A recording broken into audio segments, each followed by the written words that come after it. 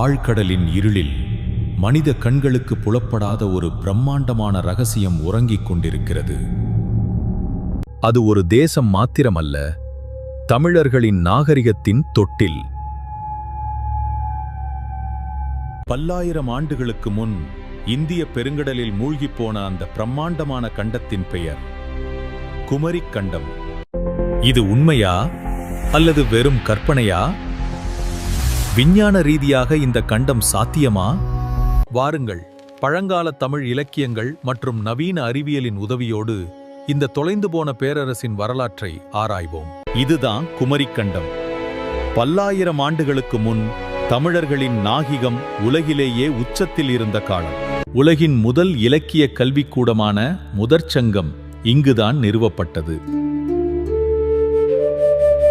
இது ஒரு வர்த்தக பேரரசு.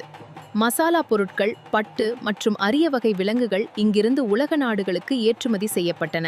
விஞ்ஞானம், வானியல் மற்றும் மருத்துவம் போன்ற துறைகளில் தமிழர்கள் வியக்கத்தக்க அறிவை பெற்றிருந்தனர். மாபெரும் கடற்படைகளை உருவாக்கி கடல் வணிகத்தை இவர்கள் கட்டுப்படுத்தினர்.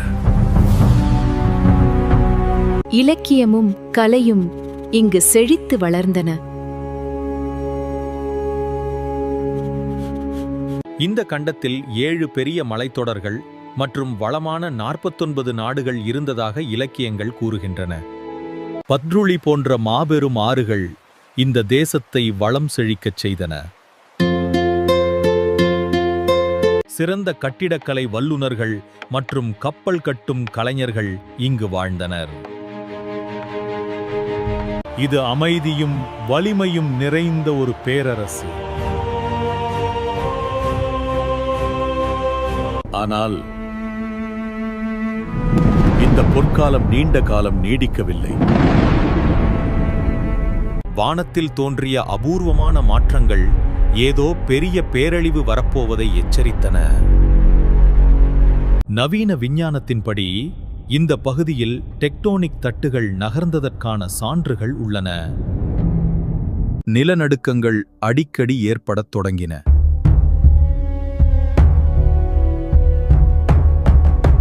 கடல் மட்டம் திடீரென குறைந்தது. இது பெரும் பேரழிவின் அறிகுறி. விலங்குகள் அபாயத்தை முன்கூட்டியே உணர்ந்து ஓடின.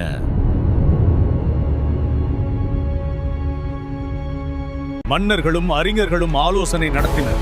ஆனால் நேரம் மிக குறைவாக இருந்தது. நாம் இங்கிருந்து தற்காலிகமாக விலக வேண்டும்.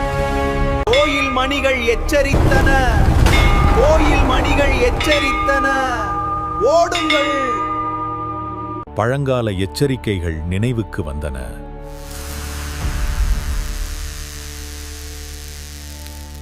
பின்னர் அந்த நாள் வந்தது. கட்டம் நாக்ரேம் மாபெரும் ஆழிப்பேரலை.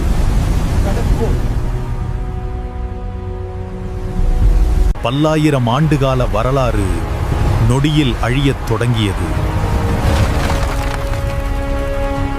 கடல் பொங்கி எழுந்தது. சுனாமி பேரலைகள் நாட்டை தாக்கின. விலைமதிப்பற்ற அறிவும் இலக்கியங்களும் நீரில் மூழ்கின.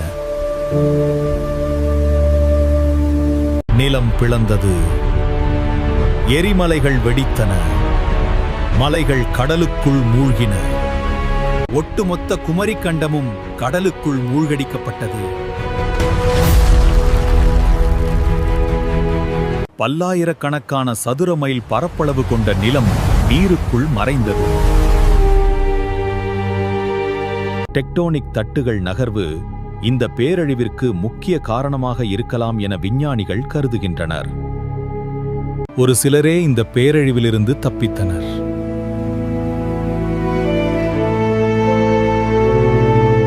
நாங்கள் அதை உருவாக்கினோம். இறுதியாக நாங்கள் வந்துவிட்டோம். தப்பியவர்கள் புதிய கல்விக்கூடங்களையும் சங்கங்களையும் நிறுவி தமிழின் பெருமையை பாதுகாத்தனர். குமரிக் கண்டம் அழிந்தாலும் தமிழரின் நாகரிகம் அழியவில்லை. குமரிக் கண்டம் ஒரு கதை மட்டுமல்ல, நம் வரலாற்றுக்கான சான்று. நம் முன்னோர்களின் வரலாற்றை தெரிந்து கொள்வது நம் எதிர்காலத்தை வடிவமைக்க உதவும். உலகளாவிய அரசியல் ஆய்வுகள் மற்றும் இதுபோன்ற சுவாரஸ்யமான காணொளிகளுக்கு கதைக்குரல் AI சேனலை சப்ஸ்கிரைப் செய்யவும்.